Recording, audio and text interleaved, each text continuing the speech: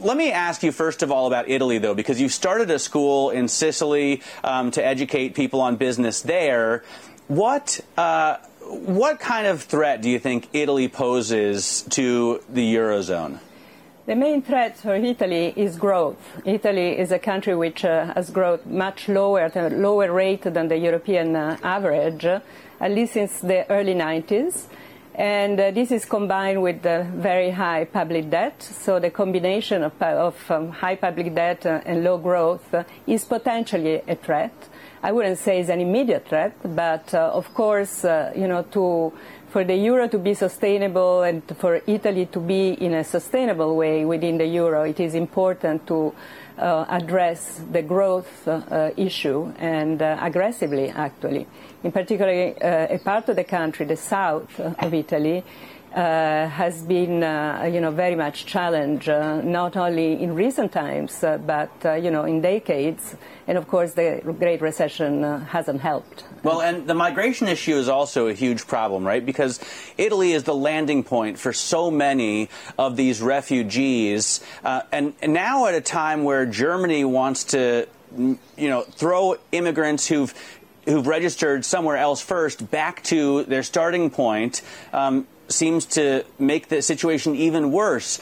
Italy, Austria, Germany are all having issues with this. How big of a threat is this migration issue? Well, I think that migration is an issue that will be with us for a long time. It has very deep roots, which have to do with poverty in some part of the world, the climate change, and so on, and also conflict. So I think it's important that the European Union find the strength for a common response. I think there are signs that we will move, hopefully, in these recent meetings and in the future meetings in that direction. But, of course, there are also signs of the opposite. And Italy, part of our government has taken a very aggressive stance. And, of course, also Northern Europe. But for the survival of Europe, I think that this is maybe number one question now, to find a common response. Guy? Lucrezia, good morning. It's Guy from London. You said if the euro is to be sustainable a couple of moments ago. Do you think the euro and its current membership is sustainable?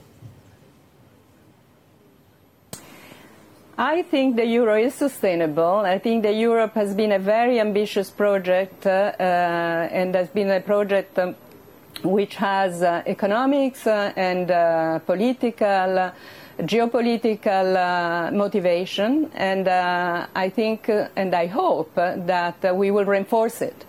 But, things have to be done. And I think it's important that countries which have not been growing, like, for example, my own country, will address this problem. It is important that we will, show that we can sit at the table and find common responses. Now, recently, I just heard from yesterday that there is a beginning of an agreement, at least from the Franco-German side, on the euro area reform. I think this is a first step, maybe not enough as we would have hoped, but it's a step in the right direction. So I think I find some ground for optimism after that, and I hope that the future meetings of the head of states will reinforce this sense of, commitment, to go ahead. And, Do you think enough will be done? Do you think we'll get enough economic growth? Do you think there'll be enough economic reform? Do you think the ECB will be able to raise rates enough that when we get to the next downturn, and it will come at some point, that the euro will be able to sustain itself through that process? How much time has Europe got before that happens, do you think, and will it be ready? Well, look, the euro area as a whole is growing like the US, okay? So, and I think that our cycle is gradually maturing, and probably the US cycle is maturing, by maturing I mean peaking, reaching the peak earlier than us, because, the recovery started earlier. So I think we will see a slowdown in the US, very likely, in the next year or so. And we will see a slowdown of the euro area. This is normal. It's a cyclical phenomenon, which, we have been growing for a while now. So it is not natural. It will be natural to see a slowdown. And Of course, facing a slowdown, we need to be able to use our tools. So there are the fiscal tools and the monetary tool. And the monetary tool is going to be challenged by the fact that interest rates are very close to zero. And of course, if we had to, this is, we have reached maybe what we call the zero lower bound. So it's very difficult to bring interest rates below zero.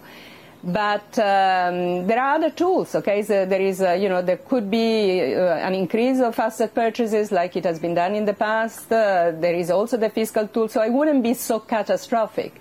But the point it is that monetary policy alone, if we would be facing soon a substantial slowdown, would not be enough.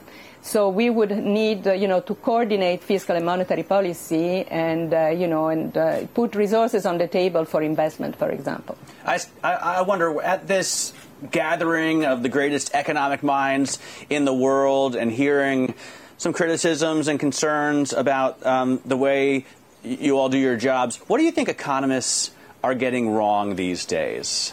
Well, the topic of this conference has been inflation, and it is true that central banks have been undershooting their target of 2% or so of headline inflation. One of the things that has been kind of mysterious has been why wages have not been more responsive to the recovery.